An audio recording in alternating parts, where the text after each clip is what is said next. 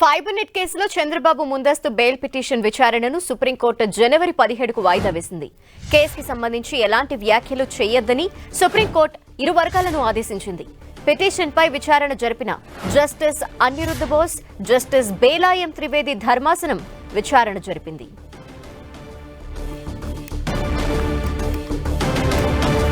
Fibre net కేసులో చంద్రబాబు ముందస్తు bail petition విచారణని supreme court జనవరి 17కి వాయిదా వేస్తున్నట్టు తెలుస్తోంది.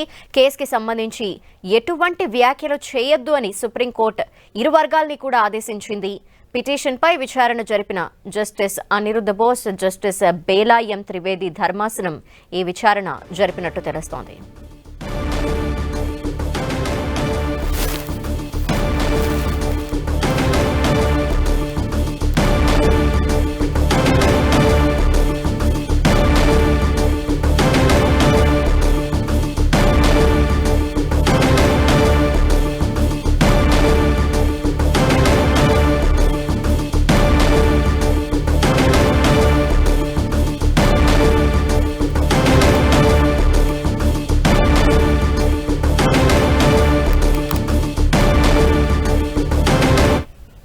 ఫైబర్ నెట్ కేసుకి సంబంధించి చంద్రబాబు ముందస్తు బెయిల్ పిటిషన్ ని సుప్రీంకోర్టు జనవరి 17కి వాయిదా వేసింది. దీనికి సంబంధించిన డీటెయిల్స్ మా ప్రతినిధి గోపి అందిస్తారు. గోపి,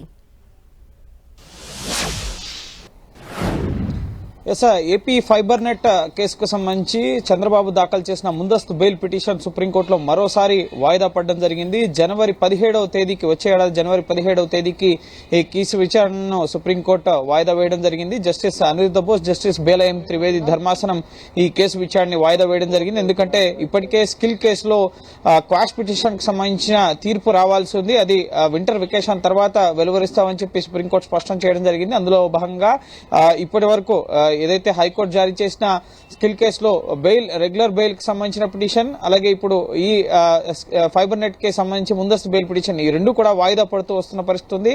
స్కిల్ కేసులో సెక్షన్ 17A కి సంబంధించిన అంశంపైన తీర్పు వచ్చిన తర్వాతే ఈ కేసులో విచారణ సుప్రీంకోర్టులో జరగబోతోంది. ఈ రోజు ప్రభుత్వం తరపున సీనియర్ అడ్వకేట్ రంజిత్ కుమార్, అలాగే ఇటు చంద్రబాబు తరపున సిద్ధార్థ్ లూత్రా వాదనలు వినిపించడం జరిగింది. ఈ కేసుకు సంబంధించి చంద్రబాబు మాట్లాడుతున్నారు అని చెప్పి రంజిత్ కుమార్ కోర్టు దృష్టికి తీసుకెళ్లడం జరిగింది. అలాగే సిద్ధార్థ్ లూత్రా ఈ కేసులకు సంబంధించి చంద్రబాబు ఎక్కడా కూడా ఎటువంటి వ్యాఖ్యలు చేయడం లేదన్న అంశాన్ని కోర్టుకు తెలియపరచడం జరిగింది.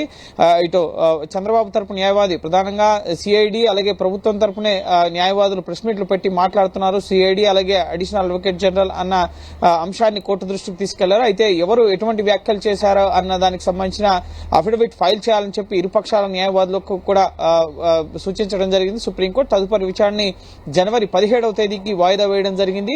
ప్రధానంగా ఫైబర్ నెట్ కేసులో కాంట్రాక్టులు అప్పగించడంలో, టెండర్ల విషయంలో అవకతవకలు జరిగాయి, దీంట్లో ప్రజాధనం దుర్వినియోగమైంది అన్న అంశానికి సంబంధించి కేసులు నమోదు చేసిన పరిస్థితి. దీంట్లో చంద్రబాబు కూడా నిందితుడిగా ఏపీసీఐడి చేర్చిన పరిస్థితి ఉంది. అందులో భాగంగానే ఈ కేసుకు సంబంధించి ముందస్తు ముఖ్యంగా బెయిల్ కి సంబంధించి ఆ కేసులో అరెస్ట్ చేయకుండా ఇప్పటికే స్కిల్ కేసులో అరెస్ట్ అయి ఉన్నారు. సో ఇటు ఏపీ ఫైబర్ నెట్ కేసులో కూడా అరెస్ట్ కాకుండా ఉండేందుకు ఈ ముందస్తు బెయిల్ పిటిషన్ ని దాఖలు చేసుకున్న పరిస్థితి ఉంది. హైకోర్టు తిరస్కరించడంతో సుప్రీంకోర్టుని చంద్రబాబు ఆశ్రయించారు. అలాగే గతంలో ఏవైతే కోర్టు ఉత్తర్వులు ఇవ్వడం జరిగిందో, ఈ కేసు సుప్రీంకోర్టులో విచారణ జరిగేంత వరకు కూడా ఎటువంటి అరెస్టులు చేయొద్దు అని చెప్పి ఏవైతే ఆదేశాలు ఇవ్వడం జరిగిందో హైకోర్టు, ఆ ఆదేశాలు కంటిన్యూస్ గా ఉంటాయి. తదుపరి విచారణ వరకు కూడా చంద్రబాబుపై ఎటువంటి చర్యలు తీసుకోవద్దని చెప్పి సైతం ఏపీసీఐడికి సుప్రీంకోర్టు ఆదేశించడం జరిగింది. సో అప్పటి వరకు జనవరి 17వ తేదీ వరకు కూడా ముఖ్యంగా స్కిల్ కేసులో క్వాష్ పిటిషన్ పై తీర్పు వచ్చి, ఆ తీర్పు చంద్రబాబుకు ఒకవేళ అనుకూలంగా వస్తే ఆ పిటిషన్ ముఖ్యంగా తన అరెస్ట్ చెల్లదు అంటూ కూడా సుప్రీంకోర్టు తీర్పు ఇచ్చినట్లయితే కనుక మిగతా ఏ కేసులకు సంబంధించి కూడా ఆయన్ని అరెస్ట్ చేయడం కానీ ప్రొసీడింగ్స్ కానీ ఉండబోవు. ఒకవేళ సెక్షన్ 17A స్కిల్ కేసులో ఏదైతే చంద్రబాబు అరెస్టుకు సంబంధించి ఒకవేళ చంద్రబాబుకు విరుద్ధంగా కనుక తీర్పు వచ్చినట్లయితే కనుక తదుపరి మిగతా కేసుల విచారణలన్నీ కూడా కోర్టుల పరిధిలో కొనసాగబోతున్నాయి. అలాగే సిఐడి తదుపరి చర్యలకు కూడా ఉపక్రమించబోతోంది. సో ప్రస్తుతం ఈ కేసులు అనేవి వరుసగా సుప్రీంకోర్టులో చంద్రబాబుకు సంబంధించిన కేసులు అనేవి వాయిదా పడుతూ వస్తున్నాయి. స్కిల్ డెవలప్మెంట్ కేసులో సెక్షన్ 17A సంబంధించిన అంశం పైన అక్టోబర్ 17వ తేదీన సుప్రీంకోర్టు తీర్పును రిజర్వ్ చేయడం జరిగింది. ఆ తర్వాత దసరా సెలవులు, ఆ తర్వాత దీపావళి సెలవులు, ఇప్పుడు వింటర్ వెకేషన్ కూడా వచ్చింది. కానీ ఇంకా తీర్పు అనేది మాత్రం దానికి సంబంధించి వెలువరకు కాలేదు.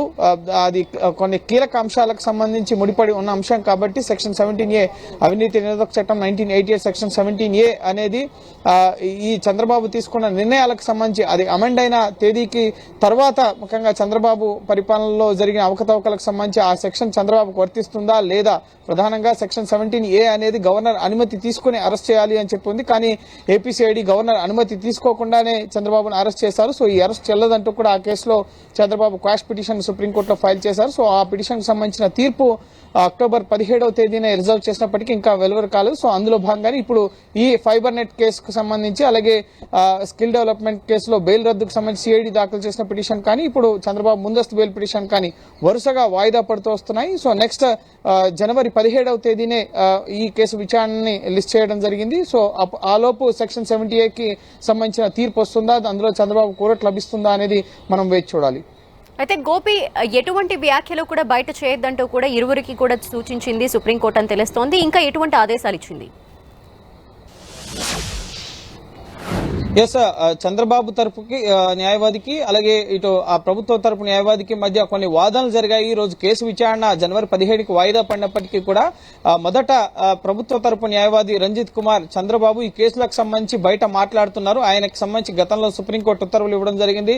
చంద్రబాబు బహిరంగ సభల్లో పాల్గొనొచ్చు, యథావిధిగా ఆయన రాజకీయ కార్యకలాపాలు నిర్వహించుకోవచ్చు అని చెప్పి గతంలో ఉత్తర్వులు ఇవ్వడం జరిగింది. అయితే కేసులకు సంబంధించి ఎక్కడా మాట్లాడవద్దు, ఫైబర్ నెట్ కేసుకు సంబంధించి కానీ స్కిల్ డెవలప్మెంట్ కేసు కానీ ఈ అరెస్టుల గురించి కానీ ప్రభుత్వ వైఖరి గురించి కానీ ఎక్కడా మాట్లాడొద్దు అని చెప్పి గతంలో సూచించడం జరిగింది. అయితే ప్రభుత్వం తరపు న్యాయవాది రంజిత్ కుమార్ ఈ కేసుల గురించి కూడా చంద్రబాబు మాట్లాడుతున్నారు అన్న అంశాన్ని కోర్టు దృష్టికి తీసుకెళ్లడం జరిగింది. అయితే దానికి కౌంటర్ గా ఇటు సిద్ధార్థ్ లూత్రా చంద్రబాబు తరపు న్యాయవాది కూడా లేదు, సిఐడి తరపున additional advocate general Pranavala Sudhakar Reddy కానీ అలాగే సిఐడి అధికారులు ప్రెస్ మీట్లు పెట్టి మాట్లాడుతున్నారు అని చెప్పి కోర్టు దృష్టికి తీసుకెళ్లారు. అయితే వాటికి సంబంధించిన రికార్డ్స్ ప్రధానంగా ఇరుపక్షాల న్యాయవాదులకు కూడా ఎవరు ఏం మాట్లాడారు అన్నది అఫిడవిట్ రూపంలో సుప్రీంకోర్టులో అని చెప్పి సూచించడం జరిగింది. ఈ రికార్డులను పరిశీలించిన తర్వాత ఒకవేళ నిబంధనలు ఉల్లంఘించారు, ఎవరు మాట్లాడుతున్నారు అన్న అంశాన్ని సుప్రీంకోర్టు పరిశీలించి తదుపరి ఉత్తర్వులు ఇవ్వడం జరుగుతుంది. సో ఈ రోజు ఎటువంటి వ్యాఖ్యలు చేయొద్దని చెప్పి మరోసారి ఇరుపక్షాలకి కూడా సుప్రీంకోర్టు సూచించడం జరిగింది. తదుపరి విచారణ వచ్చేంత వరకు కూడా ఈ కేసులకు సంబంధించి ఎక్కడ బహిరంగంగా మాట్లాడొద్దు అని చెప్పి ఇటు చంద్రబాబుకి అలాగే ఏపీసీఐడి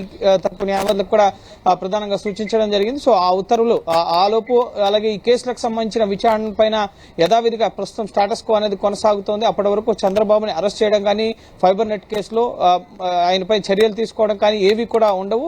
సుప్రీంకోర్టులో ఈ కేసుకు సంబంధించిన విచారణ జరిగిన తరువాతనే తదుపరి చర్యలకు సిఐడి ఉపక్రమించాల్సి ఉంటుంది. సో ఇరుపక్షాలకైతే ఈ రోజు ఈ కేసులకు సంబంధించి మాత్రం ఎటువంటి వ్యాఖ్యలు బహిరంగంగా చేయొద్దు, రాజకీయ సభల్లో కానీ బయట కానీ ఎక్కడొక్కడ మాట్లాడొద్దని అయితే సూచించడం జరిగింది. థాంక్యూ గోపి.